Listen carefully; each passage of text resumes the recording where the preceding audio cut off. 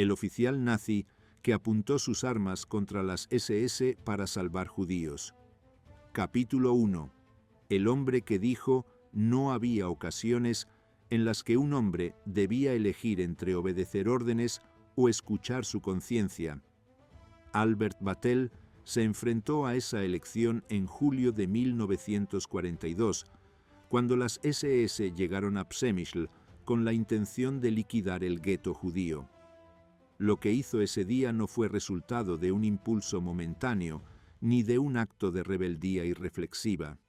Fue una decisión calculada, arriesgada y profundamente humana que le costaría todo lo que había construido en su carrera militar. Bastel no era un héroe de película ni un resistente clandestino. Era un abogado de 43 años que se había unido al ejército alemán y que, como tantos otros, había sido enviado al frente del Este.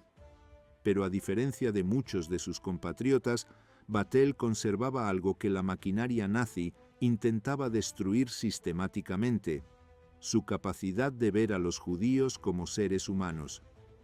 Aquella mañana de verano, cuando las SS se preparaban para rodear el gueto y deportar a sus habitantes hacia la muerte, Bastel tomó una decisión que desafía cualquier lógica de supervivencia en tiempos de guerra. Junto con su superior, el teniente Max Littke, bloqueó físicamente el acceso al puente que conducía al gueto. No lo hizo con discursos grandilocuentes ni con proclamas heroicas. Simplemente ordenó a sus hombres que impidieran el paso a las SS y, cuando eso no fue suficiente, amenazó con abrir fuego si intentaban avanzar. La tensión de ese momento debió ser abrumadora. Imaginen la escena: soldados de la Wehrmacht apuntando sus armas hacia miembros de las SS, la organización más temida del Tercer Reich. Era un enfrentamiento que podría haber terminado en una masacre entre las propias fuerzas alemanas. Pero Bastel no retrocedió. Mientras las SS maldecían y amenazaban, mientras los oficiales nazis hervían de rabia ante semejante insubordinación, él mantuvo su posición. El puente permaneció cerrado. No se conformó con ese acto de resistencia. Bastel sabía que ganar tiempo no era suficiente. Los judíos del gueto estaban condenados si permanecían allí. Entonces hizo algo aún más audaz. Utilizó camiones militares de la Wehrmacht para evacuar a los trabajadores judíos que laboraban en empresas consideradas esenciales para el esfuerzo de guerra alemán. Transportó a cientos de personas junto con sus familias a través de las líneas alemanas, sacándolos del alcance inmediato de las SS. ¿Cuántos salvó exactamente? Los números varían según las fuentes. Algunos testimonios hablan de 100 personas, otros de 250. Algunos incluso sugieren que fueron hasta 500. La cifra exacta se perdió en el caos de la guerra y en la destrucción deliberada de documentos. Pero cada uno de esos números representa una vida humana que continuó respirando gracias a la valentía de un hombre que decidió que algunas órdenes eran demasiado monstruosas para ser obedecidas. La historia de Albert Bastel plantea preguntas incómodas.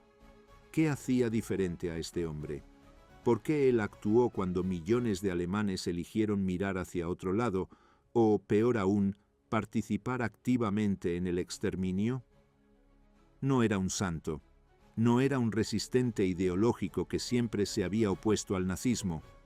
Era simplemente un abogado que había vivido y trabajado en la Alemania nazi, que había vestido el uniforme de la Wehrmacht y que, aún así, cuando llegó el momento crítico, encontró dentro de sí la fuerza para hacer lo correcto. Las consecuencias no se hicieron esperar. Heinrich Himmler, el arquitecto del Holocausto, se enteró personalmente de lo ocurrido.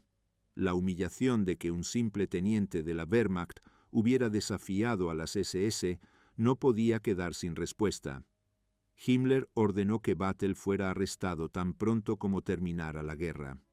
Su nombre quedó marcado en los archivos de las SS como un enemigo del Reich, un traidor que había protegido a judíos cuando debía haberlos entregado a la muerte.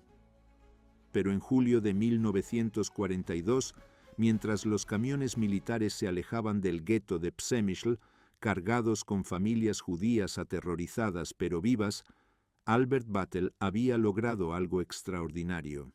Había demostrado que incluso en el corazón de la oscuridad, incluso cuando toda una nación se había entregado a la barbarie, un individuo podía elegir la humanidad sobre la obediencia. Esta es su historia. La historia de un hombre que pagó el precio de su conciencia, que fue olvidado durante décadas y que finalmente fue reconocido como lo que realmente era, un justo entre las naciones. Pero antes de hablar de reconocimientos y homenajes póstumos, debemos entender quién era Albert Battle antes de ese día crucial en Przemyśl. Debemos conocer al hombre detrás del uniforme, al abogado que se convirtió en soldado, al ciudadano alemán que vivió los años de la República de Weimar y el ascenso del nazismo, porque solo comprendiendo su vida completa podemos apreciar verdaderamente la magnitud de lo que hizo ese día de julio. Capítulo 2. El abogado de Breslau. Albert Battle nació el 21 de enero de 1899 en Prusia, en una época en la que el Imperio alemán aún respiraba la confianza de una potencia ascendente. Su ciudad natal, Breslau, era entonces una de las joyas culturales de Alemania, una urbe vibrante donde convivían alemanes, polacos y una próspera comunidad judía que había contribuido durante generaciones al desarrollo económico e intelectual de la región. Crecer en Breslau significaba estar expuesto a esa diversidad desde la infancia. Las calles de la ciudad resonaban con diferentes idiomas. Las sinagogas se alzaban junto a las iglesias y el comercio florecía en manos de familias de diversos orígenes.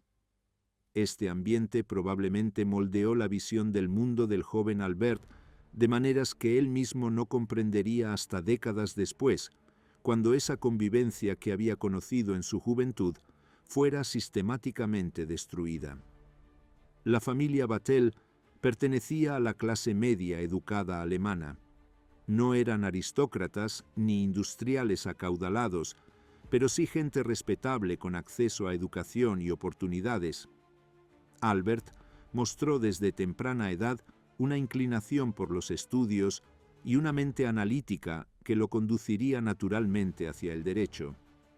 En aquellos años previos a la Primera Guerra Mundial, estudiar leyes era una puerta de entrada hacia una vida profesional estable y respetada. Pero antes de que pudiera completar sus estudios universitarios, la historia europea tomó un giro catastrófico. En agosto de 1914, el archiduque Francisco Fernando fue asesinado en Sarajevo, y como fichas de dominó cayendo una tras otra, las grandes potencias se precipitaron hacia la guerra.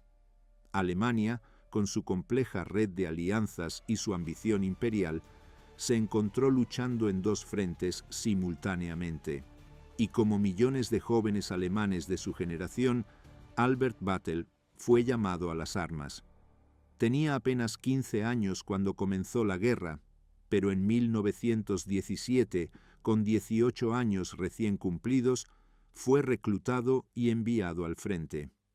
La Gran Guerra, como se la conocería hasta que otra aún más devastadora la desplazara, fue una experiencia traumática para toda una generación. Las trincheras del frente occidental se convirtieron en tumbas colectivas donde cientos de miles de hombres morían por avanzar apenas unos metros de territorio embarrado. No sabemos exactamente en qué batallas participó Battle ni qué horrores presenció durante esos años.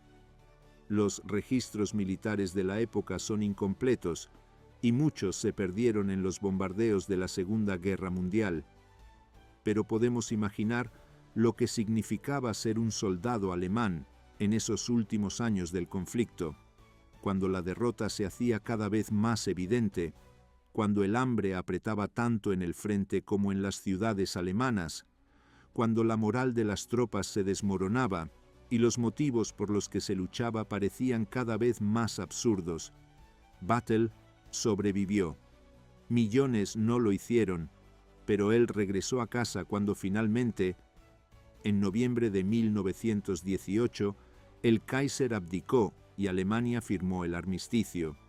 Volvió a un país irreconocible. El imperio había colapsado, la monarquía había caído, y en su lugar surgía una república frágil y contestada desde todos los flancos políticos. La inflación galopante destruía los ahorros de las familias. Los veteranos de guerra vagaban por las calles sin trabajo y sin futuro. Los grupos paramilitares de extrema derecha y extrema izquierda se enfrentaban violentamente en las ciudades. Fue en este caos donde Albert Vattel decidió retomar sus estudios de Derecho. Mientras Alemania se desangraba en crisis políticas y económicas, mientras los resentimientos por el Tratado de Versalles envenenaban el ambiente político, él se dedicó a estudiar códigos legales y jurisprudencia.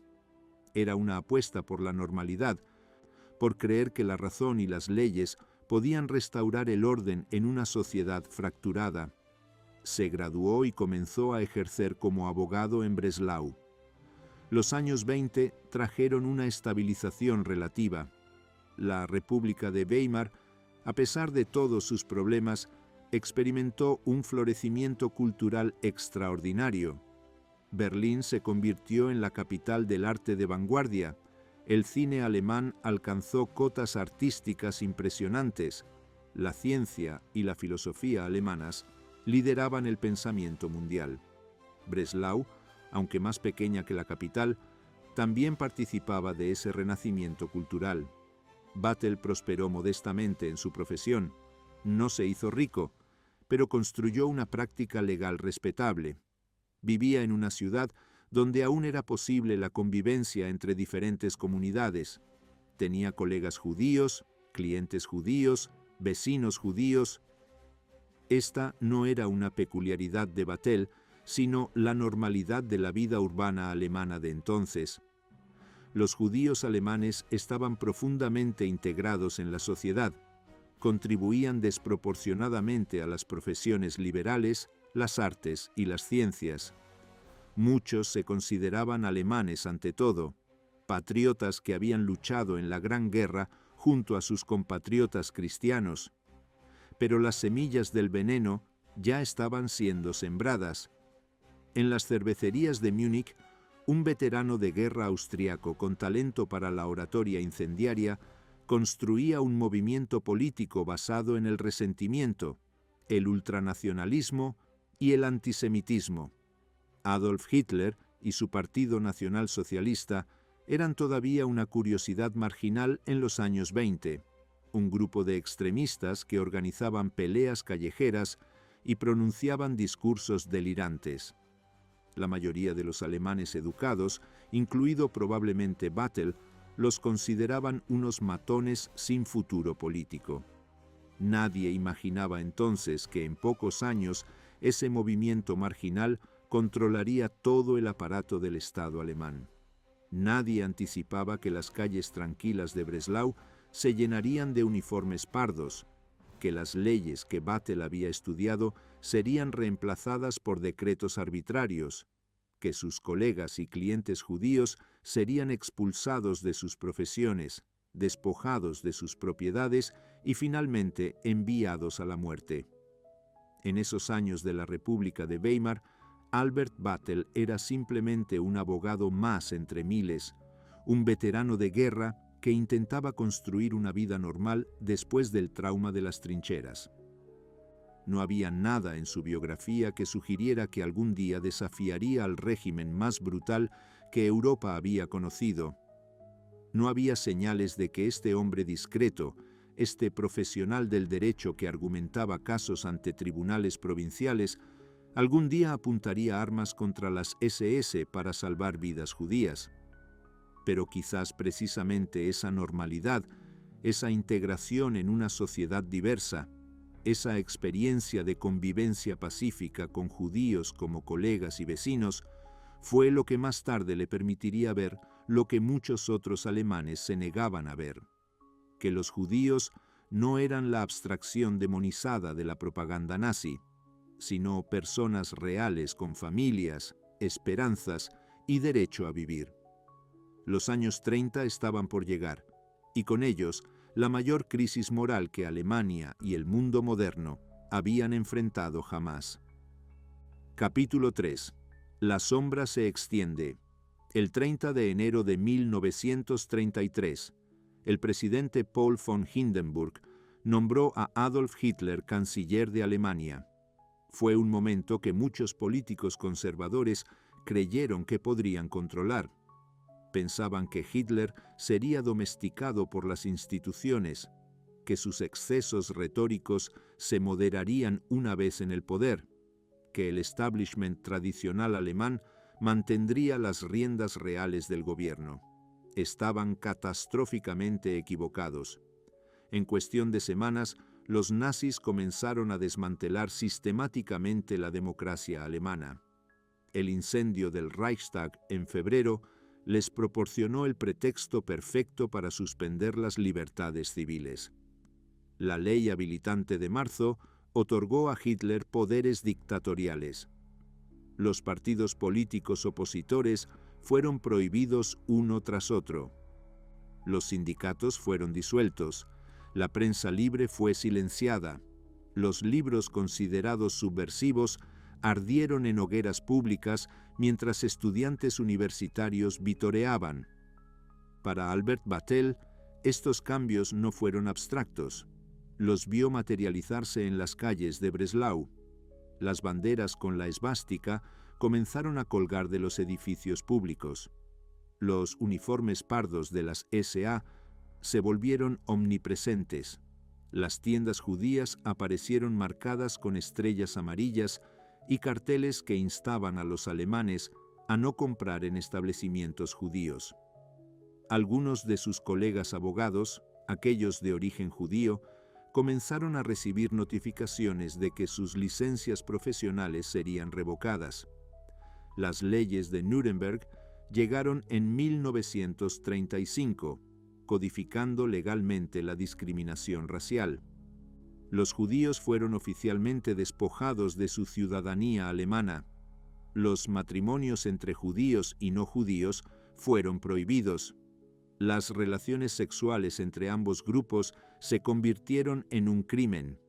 La profesión legal, que Battel había estudiado como bastión de la razón y la justicia, ahora servía para institucionalizar la persecución. ¿Qué pensaba Battel de todo esto? No dejó diarios ni memorias que nos lo digan.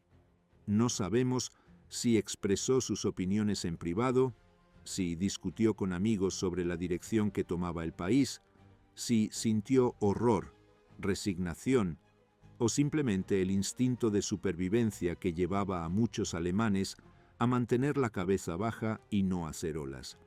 Lo que sabemos es que continuó ejerciendo su profesión, que no se unió al partido nazi, y que su vida siguió transcurriendo en una aparente normalidad mientras el mundo a su alrededor se volvía cada vez más anormal. Breslau, su ciudad natal, experimentó una transformación particularmente dolorosa. La comunidad judía que había florecido allí durante generaciones comenzó a desintegrarse. Las familias que podían permitírselo emigraban, abandonando negocios que habían construido durante décadas, dejando atrás casas y recuerdos. Los que se quedaban, ya fuera por falta de recursos o por la ingenua esperanza de que la situación mejoraría, vieron cómo sus mundos se encogían cada vez más. Sus hijos fueron expulsados de las escuelas públicas, fueron excluidos de parques y teatros. Cada nueva regulación los empujaba más hacia los márgenes de la sociedad. La noche de los cristales rotos llegó en noviembre de 1938. En una noche de violencia coordinada en toda Alemania, las sinagogas ardieron, las tiendas judías fueron saqueadas, Miles de hombres judíos fueron arrestados y enviados a campos de concentración. En Breslau, la magnífica sinagoga de la calle Anger fue incendiada. Los bomberos recibieron órdenes de proteger solo los edificios adyacentes no judíos, mientras el templo ardía hasta los cimientos. Las calles se llenaron de cristales rotos, de escaparates destrozados. El mensaje era claro: los judíos ya no tenían lugar en Alemania. Albert Battelle tenía entonces 39 años. Era un hombre de mediana edad que había vivido a través de la caída del imperio, la guerra, la república y ahora esta transformación totalitaria de su país. No sabemos si esa noche salió a las calles de Breslau y vio las sinagogas en llamas, si escuchó los gritos y el sonido del cristal quebrándose, si sintió náuseas ante la brutalidad organizada, pero no podía ignorar lo que estaba sucediendo. Nadie podía. Entonces, en septiembre de 1939, Hitler invadió Polonia y Europa se hundió nuevamente en la guerra. Battelle fue movilizado. A sus 40 años, ya no era un joven soldado, sino un veterano de la guerra anterior que ahora debía vestir nuevamente el uniforme. La Wehrmacht, el ejército alemán reconstituido, estaba embarcándose en una campaña de conquista que Hitler prometía sería rápida y gloriosa. Polonia cayó en semanas. La maquinaria militar alemana demostró ser devastadoramente efectiva. Pero detrás de los ejércitos llegaban las Einsatzgruppen, los escuadrones de la muerte de las SS, cuya misión era eliminar a la inteligencia polaca y comenzar el proceso de exterminio de los judíos polacos. La guerra en el este no iba a ser como la guerra en el oeste. No habría pretensión de conflicto entre caballeros, no habría respeto por las convenciones de Ginebra. Era una guerra de aniquilación racial. Battelle fue asignado eventualmente a la región de Galitzia, en el sureste de Polonia. Esta zona había sido parte del Imperio Austrohúngaro antes de la Primera Guerra Mundial y tenía una población diversa de polacos, ucranianos y una muy numerosa comunidad judía. Las ciudades como Przemyśl, donde Battelle sería destinado, tenían barrios enteros habitados por judíos jasídicos con sus largos abrigos negros y sus rizos laterales, comerciantes judíos que hablaban yiddish en los mercados, familias judías que habían vivido allí durante siglos. Para 1941, el plan nazi para estos judíos ya estaba en marcha. Los guetos fueron establecidos, concentrando a poblaciones enteras en áreas minúsculas donde la enfermedad y el hambre hacían su trabajo lento pero seguro. Pero esto era solo el preámbulo. La solución final, el plan sistemático para exterminar a todos los judíos de Europa, había sido decidida en la conferencia de Wannsee en enero de 1942. Los campos de exterminio estaban siendo construidos. Las cámaras de gas estaban siendo perfeccionadas. Los horarios de trenes estaban siendo coordinados para transportar a millones hacia la muerte. En este contexto, llegó Albert Battelle a Przemyśl. La ciudad había sido capturada por los alemanes en junio de 1941, tras la invasión de la Unión Soviética. Tenía una posición estratégica cerca del río San y servía como centro administrativo para la región ocupada. También tenía un gueto, donde aproximadamente 24.000 judíos estaban hacinados en condiciones cada vez más desesperadas. Battelle fue asignado a la oficina del comandante militar local con el rango de teniente. Su superior era Max Liedtke, otro oficial de la Wehrmacht que, como veremos, compartía sus reservas morales sobre lo que estaba sucediendo. La relación entre la Wehrmacht y las SS en los territorios ocupados era compleja y a menudo tensa. Formalmente, las SS tenían autoridad sobre las cuestiones raciales y de seguridad, lo que en la práctica significaba el control sobre el destino de los judíos.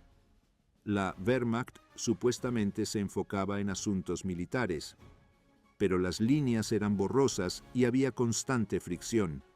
Algunos oficiales de la Wehrmacht se horrorizaban ante las atrocidades de las SS. Otros participaban activamente en las masacres. La mayoría simplemente miraba hacia otro lado, convenciéndose de que lo que las SS hacían no era su responsabilidad. Battle y Liedtke pertenecían a esa minoría que no solo se horrorizaba, sino que comenzó a buscar formas de intervenir. Los judíos del gueto de Przemyśl vivían en un limbo terrible. Sabían que su situación era precaria, pero muchos se aferraban a la esperanza de que si trabajaban para los alemanes, si se hacían útiles, si mantenían la cabeza baja, quizás podrían sobrevivir hasta que la guerra terminara. Algunos trabajaban en fábricas alemanas, otros en talleres, algunos como trabajadores forzados en proyectos de construcción. Las familias hacían todo lo posible por permanecer juntas, por proteger a sus hijos, por mantener algún vestigio de humanidad en condiciones cada vez más inhumanas.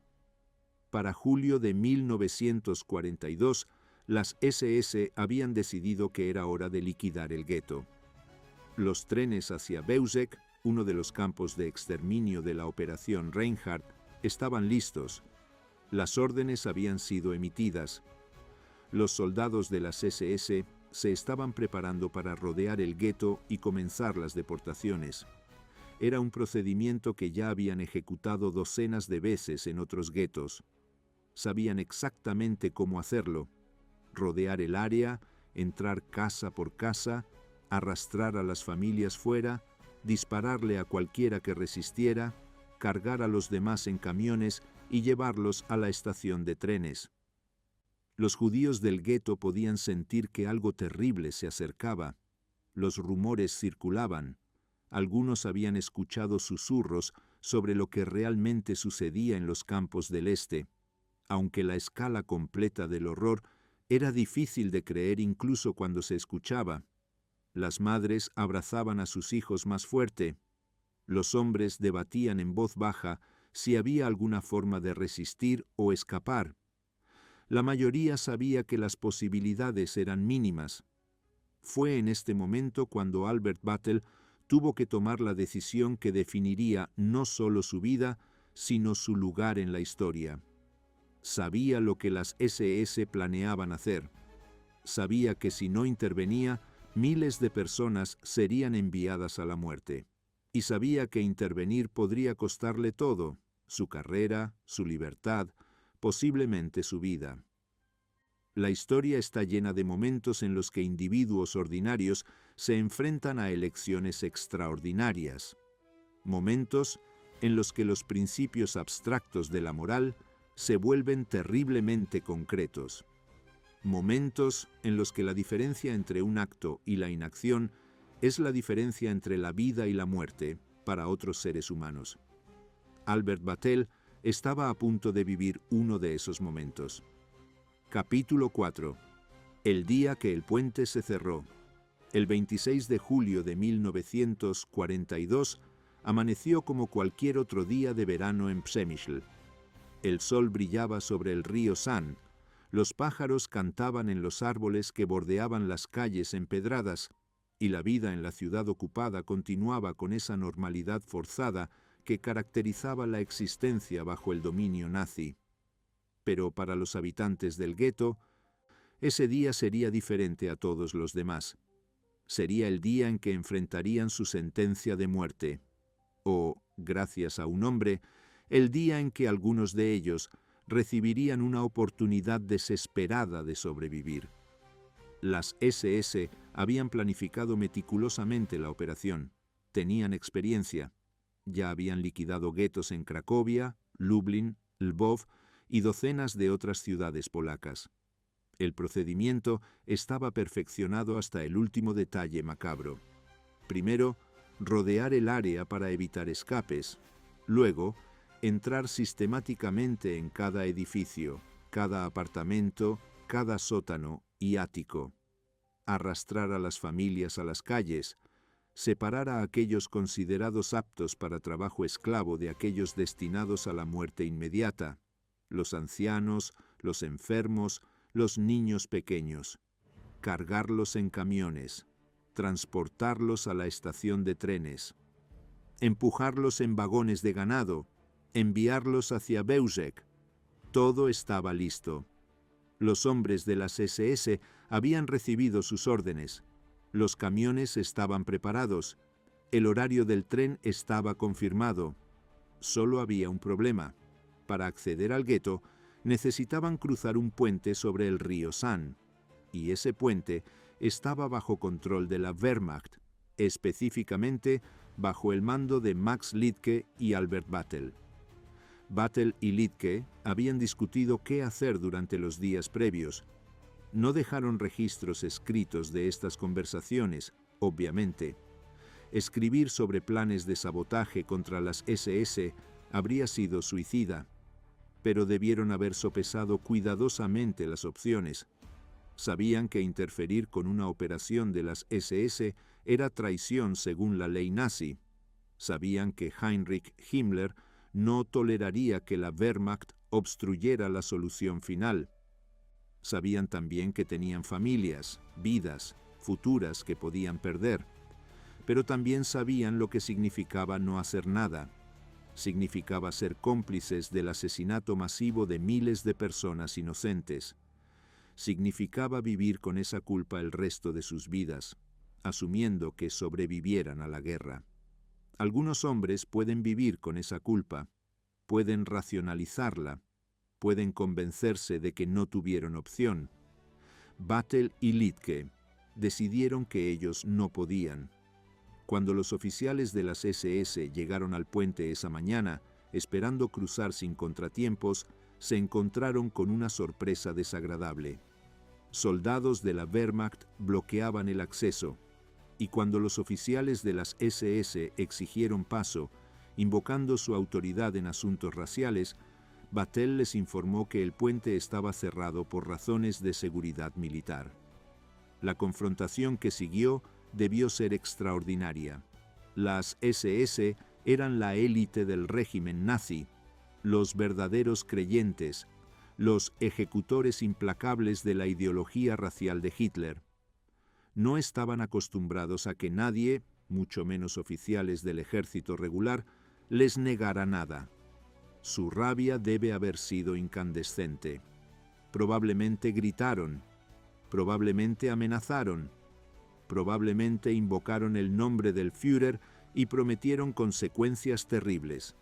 Battel no se movió. Ordenó a sus hombres mantener sus posiciones, y cuando las amenazas verbales continuaron, dio un paso que cruzaba definitivamente la línea entre la desobediencia pasiva y la rebelión activa. Amenazó con abrir fuego si las SS intentaban forzar el paso. Pensemos en la audacia absoluta de este momento. Soldados alemanes apuntando sus armas a otros soldados alemanes. La Wehrmacht preparada para disparar contra las SS. En el contexto del Tercer Reich, donde la lealtad absoluta era el valor supremo, donde la disidencia se castigaba con la muerte, donde la maquinaria de represión era omnipresente y brutal, este acto de Battel no fue solo valiente, fue casi inconcebible. Los oficiales de las SS se retiraron furiosos, pero Battel sabía que su victoria era temporal. No podía mantener el puente cerrado indefinidamente. Las SS volverían con más hombres, con órdenes más explícitas, quizás con autorización para usar la fuerza, o simplemente encontrarían otra ruta hacia el gueto. El reloj corría. Entonces Battel puso en marcha la segunda parte de su plan. No bastaba con bloquear a las SS. Necesitaba sacar a los judíos del gueto antes de que las SS encontraran otra forma de acceder. Utilizando su autoridad militar y la justificación de que estos trabajadores judíos eran esenciales para empresas relacionadas con el esfuerzo de guerra alemán, requisó camiones militares de la Wehrmacht. Lo que hizo a continuación fue extraordinario en su audacia. Condujo personalmente los camiones al gueto y comenzó a evacuar a los trabajadores judíos junto con sus familias. No solo a los trabajadores individuales, sino a sus esposas, sus hijos, sus padres. Familias enteras subieron a esos camiones militares alemanes, mientras los soldados de la Wehrmacht, siguiendo las órdenes de Bettel, los ayudaban a bordo. Imaginen la escena desde la perspectiva de los judíos. Durante 2 años habían vivido bajo el terror nazi, habían visto a sus comunidades destruidas, a sus seres queridos asesinados, sus vidas reducidas a una existencia de hambre y miedo constante. Habían aprendido que los uniformes alemanes significaban peligro, que los soldados alemanes eran sus opresores y verdugos, y ahora, en este día que habían temido sería su último, soldados alemanes llegaban en camiones militares no para llevarlos a la muerte, sino para evacuarlos a un lugar más seguro. ¿Confiaban en Bettel? Probablemente no tenían mucha opción. Era subir a esos camiones o esperar a que las SS encontraran otra forma de entrar al gueto. Pero algunos de los supervivientes que más tarde testificarían sobre estos eventos hablaron de la gentileza de Bettel, de cómo les habló no con el desprecio habitual de los ocupantes alemanes, sino con respeto humano básico. Hablaron de cómo se aseguró de que las familias no fueran separadas, de cómo permitió que llevaran algunas pertenencias. Los camiones se alejaron del gueto transportando su carga preciosa. Bettel los llevó a edificios controlados por la Wehrmacht, lugares donde, al menos temporalmente, estarían fuera del alcance directo de las SS. No era una solución permanente. No podía garantizar su seguridad indefinidamente. Pero les había dado algo invaluable: tiempo. Y en el contexto del Holocausto, cada día adicional de vida era un regalo inestimable. ¿Cuántas personas salvó exactamente? Los números varían en los testimonios de supervivientes y en los registros fragmentarios que sobrevivieron. Algunos hablan de alrededor de 100 personas, otros mencionan 250. Algunos testimonios sugieren que podrían haber sido hasta 500. La confusión es comprensible. Era una situación caótica. Las familias estaban aterrorizadas. No todos los que fueron evacuados sobrevivieron a la guerra. Los registros nazis fueron deliberadamente destruidos o son incompletos. Pero cada uno de esos números representa vidas humanas. Representa niños que crecieron para tener sus propios hijos. Representa historias que pudieron ser contadas. Representa la continuidad de familias que de otro modo habrían sido borradas de la existencia. Y todo porque un hombre decidió que algunas órdenes eran demasiado monstruosas para ser obedecidas. Las SS eventualmente completaron la liquidación del gueto de Przemyśl. La mayoría de los judíos que no fueron evacuados por Bettel fueron enviados a Bełżec, donde fueron asesinados en cámaras de gas horas después de su llegada. Algunos fueron fusilados directamente en las calles del gueto. Los edificios fueron registrados meticulosamente en busca de personas escondidas. Los que encontraban eran ejecutados en el acto. Para agosto de 1942, el gueto estaba vacío, excepto por cadáveres y pertenencias abandonadas. Pero algunos sobrevivieron gracias a Albert Bettel. No por mucho tiempo en muchos casos. La guerra continuó. Las SS los buscaron. Algunos fueron eventualmente capturados y asesinados. Otros murieron de enfermedad, hambre o en los caóticos últimos días de la guerra. Pero algunos lograron sobrevivir hasta que los ejércitos soviéticos liberaron la región en 1944. Y esos supervivientes recordaban el día en que un oficial alemán había bloqueado el puente. Recordaban los camiones militares que los habían sacado del gueto.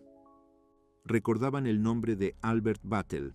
Mientras tanto, en las oficinas de las SS en Berlín, el informe sobre lo sucedido en Przemyśl causó furia. Un oficial de la Wehrmacht había obstruido físicamente una operación de las SS.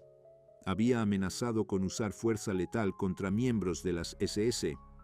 Había evacuado judíos que estaban destinados al exterminio. Era intolerable.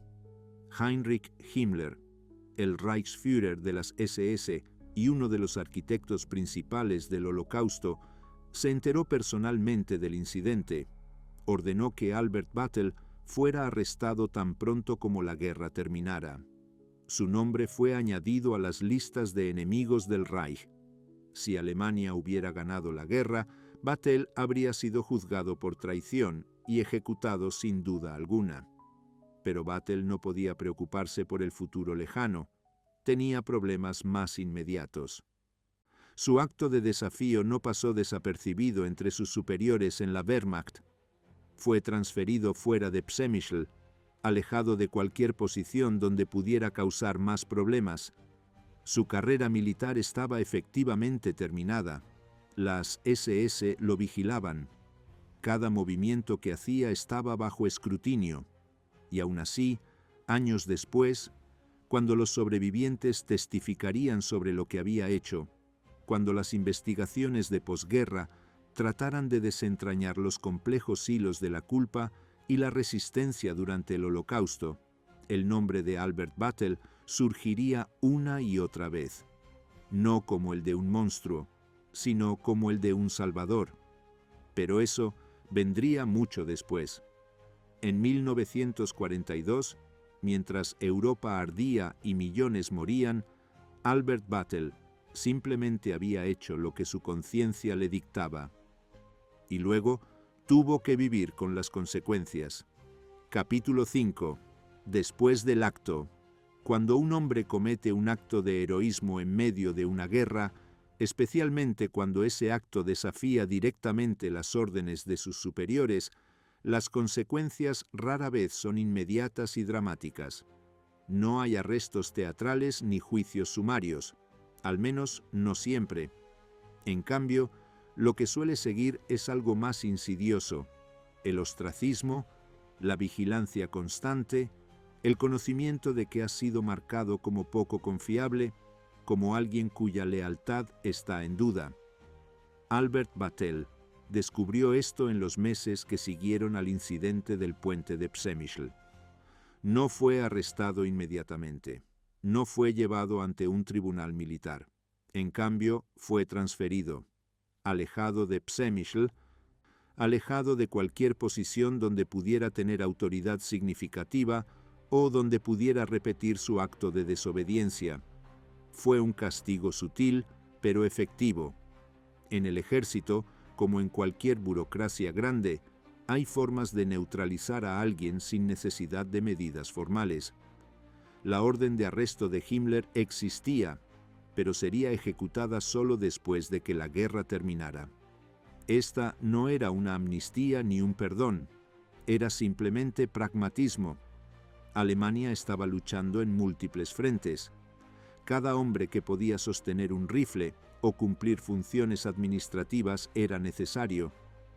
Arrestar a Battel en medio de la guerra habría requerido un juicio, testimonios, recursos. Era más eficiente simplemente mantenerlo bajo vigilancia, neutralizar su influencia y lidiar con él cuando llegara la victoria final. Por supuesto, la victoria final nunca llegó. A partir de 1943, la guerra comenzó a volverse inexorablemente contra Alemania. Stalingrado fue un desastre. El Afrika Korps se rindió en Túnez. Los aliados desembarcaron en Italia. Y en el frente del este, el Ejército Rojo comenzó su implacable avance hacia el oeste, expulsando a los alemanes de territorio tras territorio. Para los judíos que Battel había salvado, estos años fueron de terror continuo. Estar bajo protección temporal de la Wehrmacht no significaba estar a salvo. Las SS no olvidaban. Buscaban oportunidades para reclamar a estos judíos. Algunos fueron eventualmente capturados cuando las circunstancias cambiaron. Otros lograron esconderse o fueron protegidos por otros oficiales alemanes que, aunque menos dramáticamente que Battle, también hacían lo que podían para obstaculizar la maquinaria del exterminio. La situación de estos supervivientes era precaria de maneras que son difíciles de imaginar. Vivían sabiendo que en cualquier momento las SS podían llegar por ellos. Vivían sabiendo que la mayoría de sus comunidades, sus familias, sus amigos, habían sido asesinados. Vivían en un limbo terrible donde cada día adicional de vida era a la vez un milagro y una tortura, porque sobrevivir significaba también continuar siendo testigo del horror que se desplegaba a su alrededor. Mientras tanto, Battelle continuaba con sus deberes militares en la medida en que se lo permitían. No sabemos mucho sobre estos años. No dejó memorias. Los registros militares son incompletos, pero podemos inferir que fueron años de creciente desesperación. Cualquier alemán con 2 dedos de frente podía ver que la guerra estaba perdida. Las ciudades alemanas estaban siendo reducidas a escombros por los bombardeos aliados. Los frentes se colapsaban. Los recursos se agotaban. Y para alguien como Battelle, que había visto de primera mano las atrocidades cometidas por el régimen nazi, debe haber sido evidente que la derrota de Alemania, por mucho dolor que trajera al pueblo alemán, era moralmente necesaria. ¿Cómo vive un hombre con ese conocimiento? ¿Cómo continúa cumpliendo con sus deberes militares cuando sabe que está sirviendo a un régimen monstruoso, pero también cuando desertar significaría casi seguramente la muerte? Estos son los dilemas imposibles que la guerra total impone a los individuos. No hay respuestas fáciles. Battelle hizo lo que pudo en Przemyśl. Arriesgó todo lo que tenía en ese momento crucial, pero no era un resistente activo. No se unió a la conspiración del 20 de julio que intentó asesinar a Hitler en 1944. No saboteó operaciones militares. Simplemente continuó existiendo, esperando sobrevivir, llevando consigo el conocimiento de lo que había hecho y la orden de arresto que esperaba ser ejecutada si Alemania ganaba la guerra. Para principios de 1945, el colapso del Tercer Reich era inminente. Los soviéticos avanzaban desde el este, aplastando a los ejércitos alemanes que intentaban detenerlos. Los angloamericanos avanzaban desde el oeste. Berlín estaba siendo cercado. Hitler, refugiado en su búnker, emitía órdenes cada vez más delirantes a ejércitos que ya no existían. En estas circunstancias caóticas, la orden de arresto de Battelle se volvió irrelevante. Las SS tenían preocupaciones más urgentes que perseguir a un oficial de la Wehrmacht que había salvado judíos 3 años antes. Himmler mismo, el hombre que había ordenado el arresto de Battelle, estaba ahora intentando desesperadamente negociar su propia salvación con los aliados, ofreciendo evidencia contra otros líderes nazis en un patético intento de salvar su propia vida. Cuando Alemania finalmente se rindió en mayo de 1945, Albert Battelle se encontró en una situación paradójica. Era un veterano de la Wehrmacht, el ejército de un régimen que había cometido crímenes sin precedentes. Pero también era alguien que había arriesgado su vida para salvar judíos. Era simultáneamente parte de la maquinaria del mal y alguien que había actuado contra esa maquinaria. Los aliados establecieron procedimientos de desnazificación para evaluar el grado de complicidad de los alemanes con el régimen nazi. Era un proceso imperfecto, plagado de inconsistencias y compromisos pragmáticos. Algunos nazis convencidos lograron blanquear sus historias y reconstruir sus vidas. Algunos que habían sido marginales en el régimen fueron castigados desproporcionadamente. Era un intento de hacer justicia en circunstancias donde la justicia perfecta era imposible. Vattel fue interrogado como tantos otros veteranos de la Wehrmacht, pero tenía algo que la mayoría no tenía: testigos que podían atestiguar a su favor. Los judíos que había salvado en Przemysl habían sobrevivido a la guerra. No todos, pero algunos. Y esos supervivientes recordaban exactamente lo que Vattel había hecho por ellos. Sin embargo, aquí encontramos uno de los aspectos más tristes de la historia de Vattel. A pesar de tener testigos que atestiguaban su acto de heroísmo, a pesar de haber arriesgado su vida para salvar judíos, su vida de posguerra no fue fácil. Regresó a su profesión de abogado, pero la Alemania de posguerra era un lugar devastado física y moralmente. Las ciudades estaban en ruinas. La economía estaba destrozada. Millones de refugiados alemanes expulsados de los territorios del este vagaban buscando algún lugar donde establecerse. Vattel se instaló en Alemania Occidental, intentando reconstruir su práctica legal, pero su salud estaba deteriorada. Los años de guerra, el estrés, las privaciones, todo había cobrado su precio. Y más que eso, vivía en una sociedad que prefería no hablar demasiado sobre lo que había sucedido durante los años nazis. El silencio era más cómodo que la confrontación con la culpa colectiva.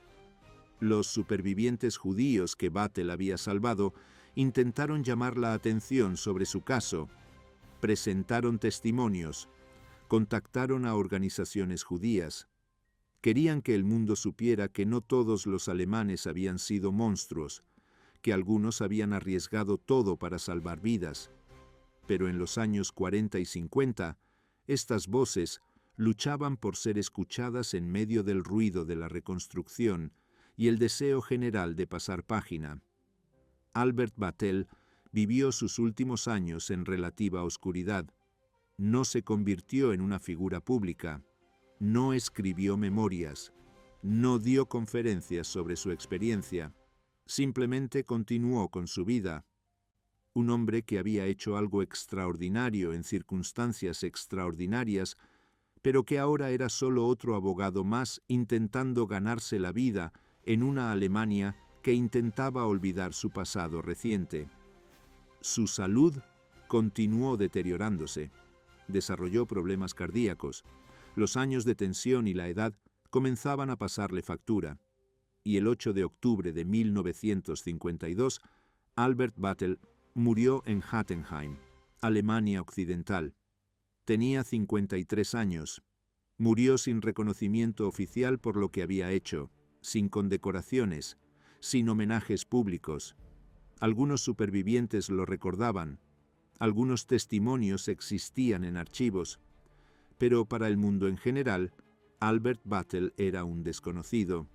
Su tumba no marcaba que allí yacía un hombre que había desafiado a las SS, que había bloqueado un puente, que había salvado vidas judías cuando hacerlo significaba arriesgar la propia. Esta es una de las ironías más crueles del destino.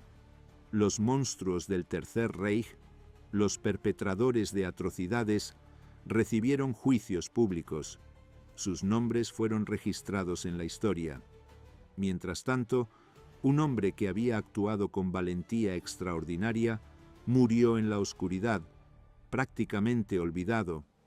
Pero la muerte no fue el final de la historia de Albert Vattel, porque los supervivientes no olvidaron, y en las décadas que siguieron comenzaron a emerger esfuerzos más sistemáticos para reconocer a aquellos que habían arriesgado sus vidas para salvar judíos durante el Holocausto.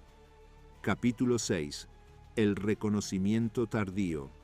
Durante años después de su muerte, el nombre de Albert Vattel permaneció en la oscuridad. El mundo estaba ocupado con la Guerra Fría, con la reconstrucción de Europa, con mirar hacia adelante en lugar de hacia atrás. La memoria del Holocausto, aunque presente, no había alcanzado aún la prominencia en la conciencia pública que tendría en décadas posteriores.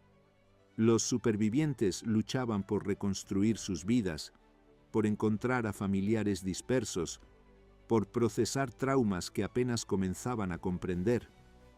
Pero algunos no olvidaban. Los judíos que Battle había salvado en Przemyśl mantenían viva su memoria en sus familias. Contaban a sus hijos y nietos la historia del oficial alemán que había bloqueado el puente, que había requisado camiones militares, que les había dado una oportunidad de sobrevivir cuando todo parecía perdido. Estas historias se transmitían en conversaciones privadas, en reuniones familiares, en las comunidades de supervivientes que se formaron en Israel, Estados Unidos y otros países.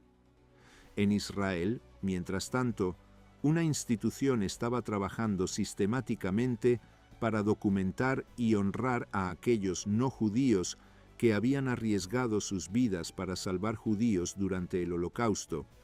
Yad Vashem, el memorial del Holocausto establecido en Jerusalén en 1953, había creado un programa para identificar y reconocer a los justos entre las naciones.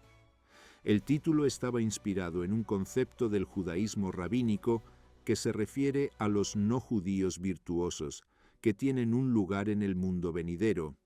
Los criterios eran estrictos. No bastaba con haber mostrado simpatía hacia los judíos o haber expresado desacuerdo con las políticas nazis. Para ser reconocido como justo entre las naciones, una persona debía haber arriesgado activamente su vida, su libertad o su posición para salvar a uno o más judíos del peligro inminente de muerte o deportación a campos de exterminio. Además, el rescate no podía haber sido motivado por recompensa monetaria o beneficio personal. El proceso de documentación era riguroso. Se requerían testimonios de los supervivientes salvados, se investigaban los hechos cuidadosamente, se verificaban las circunstancias. Yad Vashem entendía la importancia de mantener estándares altos para este reconocimiento. No se trataba solo de honrar a individuos, sino de preservar un registro histórico preciso de aquellos momentos de humanidad en medio del horror. Los supervivientes que Battle había ayudado comenzaron a presentar testimonios a Yad Vashem en los años 60 y 70. Describieron lo que había sucedido ese día de julio en Przemyśl. Explicaron cómo Battle había bloqueado el puente, cómo había desafiado a las SS, cómo había evacuado a familias enteras en camiones militares. Proporcionaron nombres, fechas, detalles específicos. La investigación de Yad Vashem encontró corroboración en fuentes alemanas.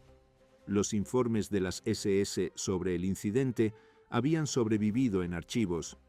La orden de arresto de Himmler estaba documentada. Había evidencia clara de que Battle no solo había ayudado a judíos, sino que lo había hecho desafiando directamente órdenes, arriesgando su carrera y su vida. El 23 de enero de 1981, casi 30 años después de la muerte de Albert Battle, Yad Vashem lo reconoció oficialmente como justo entre las naciones. Fue un reconocimiento póstumo, como tantos otros. Battle nunca supo que sería honrado de esta manera. Nunca vio su nombre inscrito en el muro de honor en el Jardín de los Justos en Jerusalén. Nunca recibió la medalla que Yad Vashem otorga a los justos, que lleva la inscripción del Talmud: quien salva una vida, salva al mundo entero. El reconocimiento trajo su historia de vuelta a la luz pública. Periódicos en Israel y Alemania publicaron artículos sobre el oficial de la Wehrmacht que había desafiado a las SS. Programas de televisión documentales comenzaron a incluir su historia. Historiadores que estudiaban el Holocausto comenzaron a mencionar su nombre junto a otros como Oskar Schindler, Raoul Wallenberg y otros rescatadores conocidos. Pero el reconocimiento también planteaba preguntas incómodas. ¿Por qué había tomado casi 30 años honrar a Battle? ¿Cuántos otros rescatadores habían muerto en el anonimato, sus actos de valentía no documentados, sus nombres olvidados? Y más profundamente, ¿Cómo debía la historia juzgar a alguien como Batel, que había vestido el uniforme de la Wehrmacht, que había servido en un ejército que facilitó el Holocausto, pero que en un momento crucial había arriesgado todo para salvar vidas? Estas preguntas no tienen respuestas simples. La historia del Holocausto está llena de grises morales que desafían categorizaciones fáciles. Había miembros de las SS que en momentos de debilidad mostraron compasión ocasional. Había resistentes que en otros contextos cometieron actos cuestionables. Había salvadores que actuaron por motivos mixtos. Y había personas como Batel que participaron en la máquina de guerra nazi, pero que en un momento decisivo se negaron a participar en su crimen más atroz. Los historiadores han debatido el papel de la Wehrmacht en el Holocausto durante décadas. Durante mucho tiempo existió un mito de que el ejército regular alemán había mantenido las manos limpias, que las atrocidades eran solo responsabilidad de las SS. Este mito ha sido completamente desacreditado. La Wehrmacht participó activamente en crímenes de guerra, facilitó las operaciones de exterminio. Muchos de sus oficiales y soldados cometieron atrocidades directamente, pero el caso de Batel demuestra que incluso dentro de instituciones profundamente comprometidas con el mal, los individuos podían elegir actuar diferente.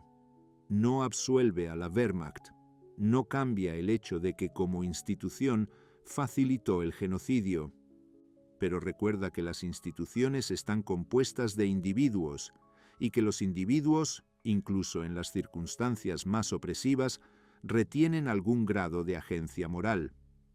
El reconocimiento de Yad Vashem también tuvo un efecto en Alemania. Para un país que luchaba por reconciliarse con su pasado nazi, la historia de Batel ofrecía algo valioso pero peligroso, un ejemplo de un alemán que había hecho lo correcto. Era valioso porque demostraba que era posible resistir, que había alemanes que no participaron en el mal. Era peligroso porque podía ser mal utilizado para minimizar la culpa colectiva, para sugerir que muchos alemanes habían resistido, cuando la realidad es que la resistencia significativa fue extraordinariamente rara. La ciudad de Breslau, donde Batel había nacido y vivido gran parte de su vida, ahora era Wrocław, Polonia. Las poblaciones alemanas habían sido expulsadas después de la guerra. La ciudad tenía una nueva identidad, nuevos habitantes, una nueva historia. Pero algunos polacos que se interesaron en la historia del Holocausto comenzaron a investigar sobre Batel. Descubrieron detalles adicionales sobre su vida. Documentaron su trabajo como abogado en la ciudad antes de la guerra. En Alemania, su historia fue incorporada a programas educativos sobre el Holocausto. Las escuelas comenzaron a enseñar sobre los justos entre las naciones, incluyendo a los alemanes como Batel, que habían salvado judíos. Había un delicado equilibrio que mantener: honrar a estos rescatadores sin sugerir que eran representativos, sin minimizar el hecho de que la vasta mayoría de los alemanes no había hecho nada para detener el genocidio. Los supervivientes que Batel había salvado envejecían. Algunos ya habían fallecido para cuando fue reconocido oficialmente.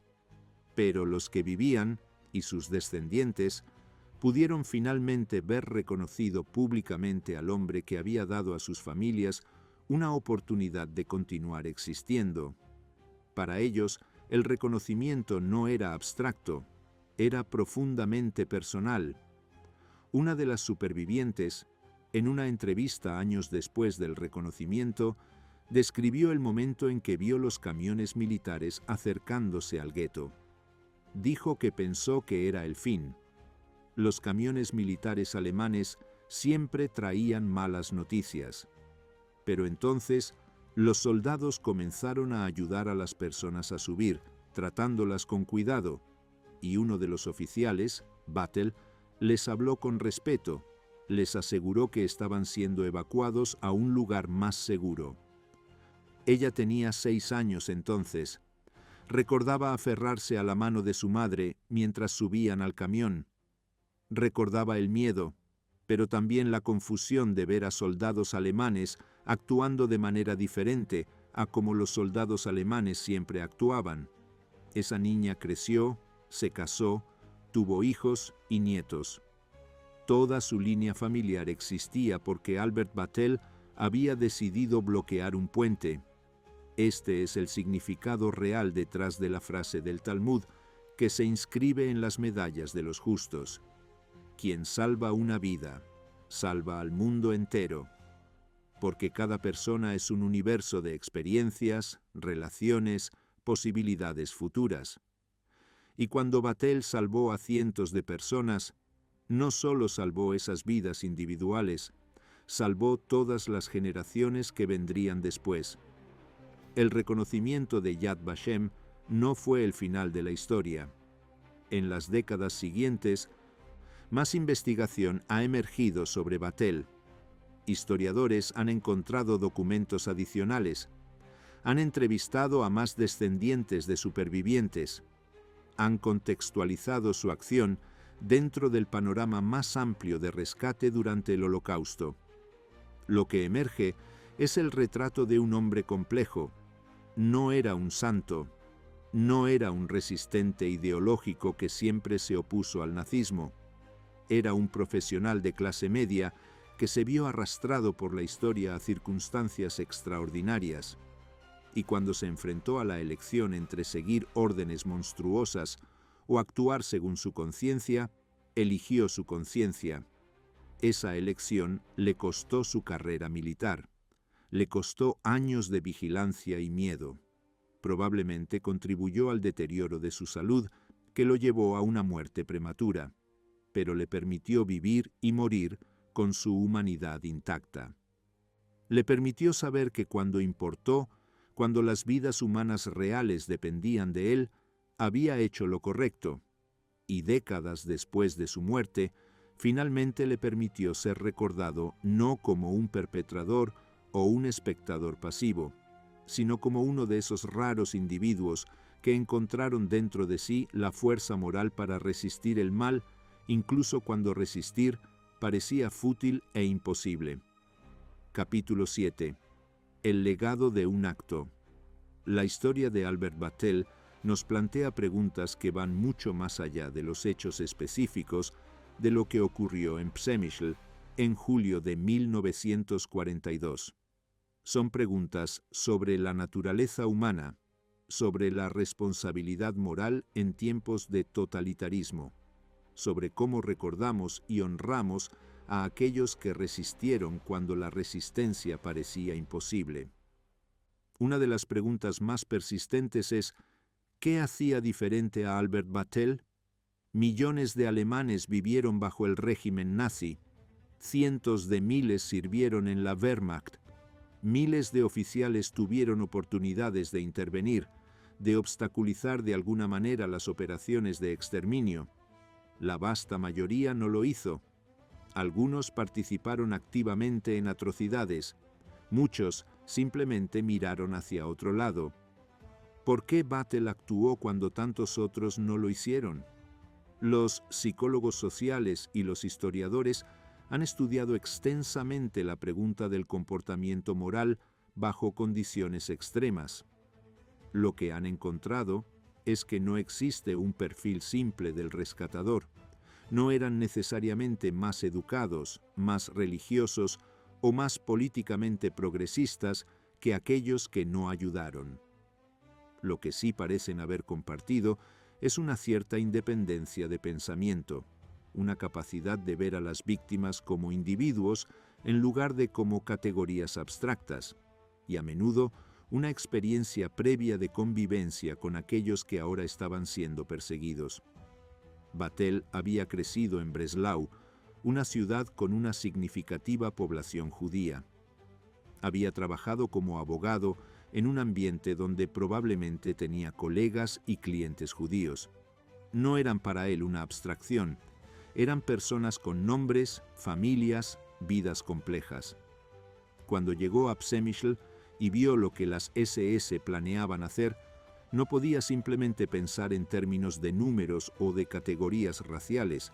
Veía personas reales a punto de ser asesinadas. Pero esta explicación, aunque tiene mérito, no es completamente satisfactoria. Porque muchos otros alemanes también habían conocido judíos personalmente, habían trabajado con ellos, habían sido sus vecinos, y aún así participaron en el Holocausto o no hicieron nada para detenerlo. Claramente había algo más en Batel, alguna cualidad moral o psicológica que le permitió actuar cuando otros no lo hacían. Quizás nunca entenderemos completamente qué era ese algo.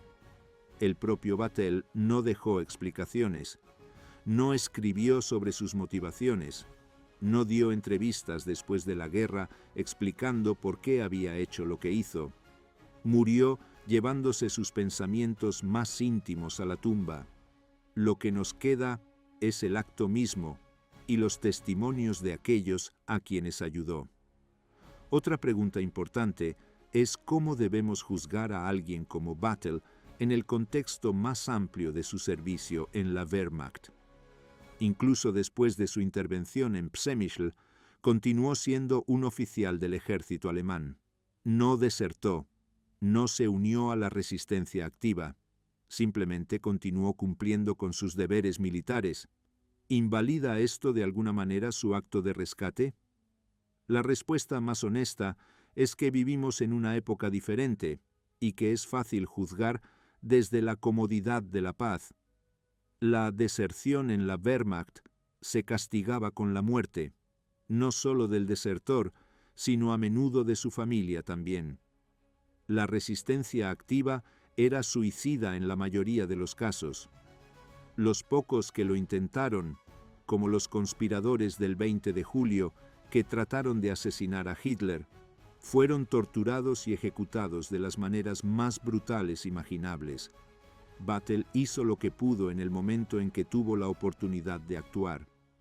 No era un superhéroe capaz de derrocar todo el régimen nazi. Era un hombre ordinario que en un momento extraordinario encontró dentro de sí la valentía para hacer algo extraordinario. Juzgarlo por no haber hecho más parece injusto. Quizás la pregunta no debería ser por qué no hizo más, sino por qué tan pocos hicieron incluso lo que él hizo. El legado de Batel también nos habla sobre la memoria del Holocausto y cómo ha evolucionado con el tiempo. Inmediatamente después de la guerra, el enfoque estaba en documentar los crímenes y juzgar a los perpetradores. Los juicios de Nuremberg y los juicios posteriores buscaban establecer responsabilidad legal y castigar a los culpables. La historia de los rescatadores, de aquellos que habían ayudado, era secundaria, pero con el tiempo, la narrativa del Holocausto comenzó a incluir más prominentemente las historias de rescate y resistencia. Esto no era solo un ejercicio de equilibrio moral, de encontrar rayos de luz en la oscuridad. Era un reconocimiento de que estas historias son importantes para entender la totalidad de la experiencia humana durante ese período. Nos enseñan que incluso en las circunstancias más horribles, la bondad humana era posible.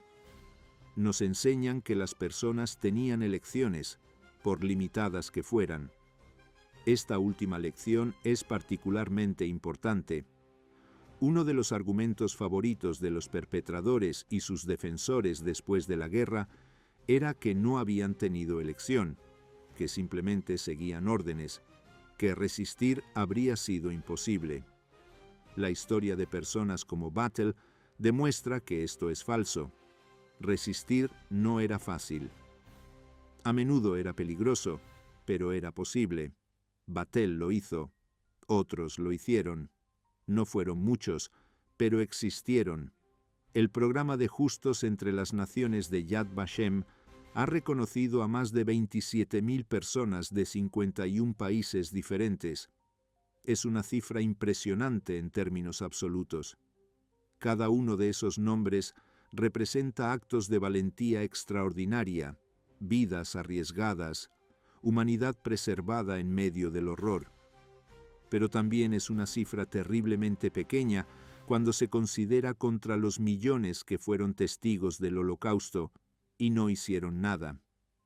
Entre los alemanes reconocidos como justos, los números son particularmente pequeños, apenas unos cientos de un total de más de 27.000. Esto no es sorprendente. Era más difícil y más peligroso para un alemán ayudar a judíos que para alguien en un país ocupado. Los alemanes estaban bajo control social más intenso. La propaganda había trabajado en ellos durante más tiempo y habían sido socializados en una cultura que cada vez más veía a los judíos como enemigos. Aún así, algunos alemanes ayudaron, y Vatel es uno de los ejemplos más dramáticos, porque no solo ayudó a individuos en privado, sino que desafió abiertamente una operación de las SS. Su acto fue público, confrontacional, imposible de ignorar. Fue un rechazo directo no solo de una orden específica, sino de toda la ideología que sustentaba el exterminio de los judíos. El reconocimiento de Vatel también ha planteado preguntas sobre cuántos otros casos similares puedan haber quedado no documentados. La investigación histórica continúa. Los archivos siguen siendo explorados. Ocasionalmente emergen nuevas historias de rescate que habían permanecido ocultas durante décadas. Es posible que haya habido otros oficiales de la Wehrmacht que obstaculizaron operaciones de las SS de maneras menos dramáticas o en circunstancias que no dejaron un registro claro. Pero también es importante no exagerar. La triste realidad es que la mayoría de los miembros de la Wehrmacht no interfirieron con el Holocausto. Muchos facilitaron activamente las operaciones de exterminio. La Wehrmacht proporcionó logística, seguridad, apoyo administrativo para las operaciones genocidas en el este. Algunos de sus miembros participaron directamente en masacres. El caso de Vatel es excepcional, precisamente porque fue excepcional. Para los educadores que enseñan sobre el Holocausto, la historia de Vatel ofrece algo valioso, un ejemplo concreto de resistencia moral. Los estudiantes a menudo se sienten abrumados por la magnitud del horror del Holocausto. Pueden desarrollar una sensación de desesperanza, de que el mal fue tan total que la resistencia era imposible. Las historias de rescatadores como Vatel contrarrestan esa desesperanza. Demuestran que los individuos importaban, que las elecciones morales eran posibles incluso en las circunstancias más opresivas. Pero estas historias deben ser enseñadas cuidadosamente. No deben ser usadas para minimizar la culpa colectiva alemana o para sugerir que la resistencia era fácil o común. El equilibrio es delicado. Honrar a los rescatadores sin implicar que representan más que la pequeña minoría que fueron. Pensemos en las familias de los supervivientes que Vatel salvó. En las décadas desde la guerra, esas familias se han expandido a través de generaciones, nietos, bisnietos, tataranietos. Si Vatel salvó, digamos, 200 personas, y asumiendo tasas de fertilidad modestas, podrían haber varios miles de personas vivas hoy, cuya existencia se remonta directamente a su acción de aquel día de julio. Esto es difícil de comprender completamente. Un solo acto, tomado en un momento de crisis, reverberando a través de décadas, creando literalmente mundos de experiencia humana que de otro modo nunca habrían existido. Cada uno de esos descendientes vive, ama, crea, contribuye a su comunidad, tiene sus propias historias, de alguna manera debido a la decisión de un hombre de bloquear un puente y requisar algunos camiones militares hace más de 80 años. Esta es quizás la forma más profunda de entender el legado de Albert Vatel. No es solo sobre el reconocimiento de Yad Vashem, aunque eso importa. No es solo sobre las lecciones históricas, aunque son importantes. Es sobre las vidas vividas, las familias formadas, las contribuciones hechas por aquellos que sobrevivieron y sus descendientes. Uno de los nietos de un superviviente se convirtió en músico. Otro es médico. Hay maestros, ingenieros, padres y madres ordinarios criando a sus propios hijos. Hay historias de amor y pérdida, de logros y fracasos, de toda la compleja textura de la vida humana. Y todo eso existe, al menos en parte, porque Albert Battle decidió que algunas órdenes eran demasiado monstruosas para ser obedecidas. En los años recientes, con el auge de la extrema derecha en varias partes del mundo, con el resurgimiento del antisemitismo y otras formas de odio racial, la historia de Battle ha adquirido una nueva relevancia. Nos recuerda que cuando las sociedades se deslizan hacia la deshumanización de grupos enteros de personas, los individuos pueden elegir resistir. Nos recuerda que seguir órdenes no es una defensa moral suficiente cuando esas órdenes demandan participar en atrocidades. La historia también nos desafía a preguntarnos ¿qué haríamos nosotros en circunstancias similares? Es una pregunta incómoda porque ninguno de nosotros realmente sabe la respuesta hasta que nos enfrentamos a la situación. Es fácil imaginar que seríamos valientes, que nos resistiríamos, que salvaríamos a otros.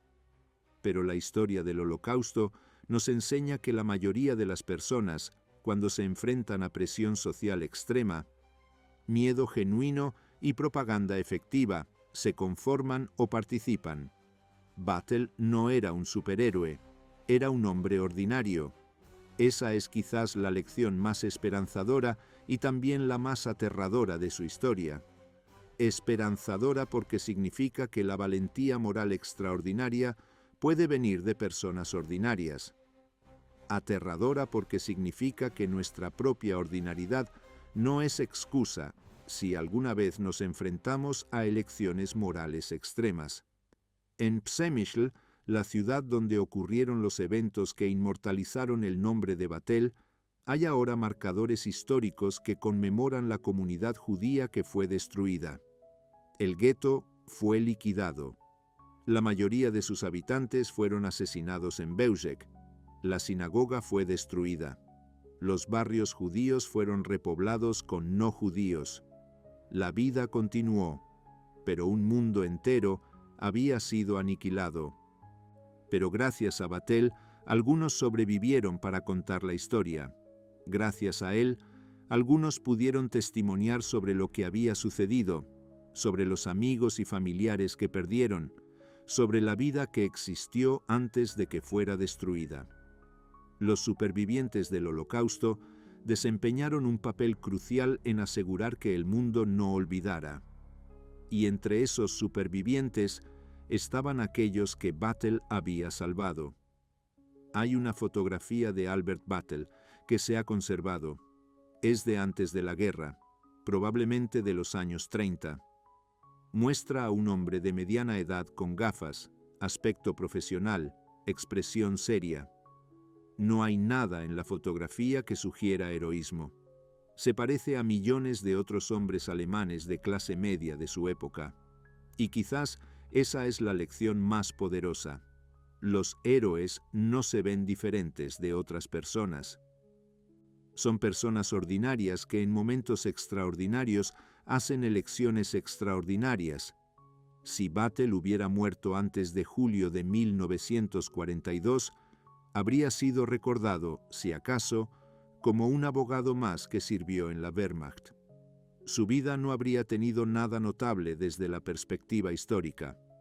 Pero un día, enfrentado con una elección moral clara, eligió la humanidad sobre la obediencia.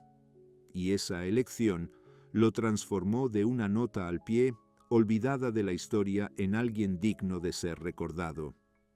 El legado de Albert Battle es un recordatorio de que cada uno de nosotros tiene el potencial para actos de valentía moral extraordinaria.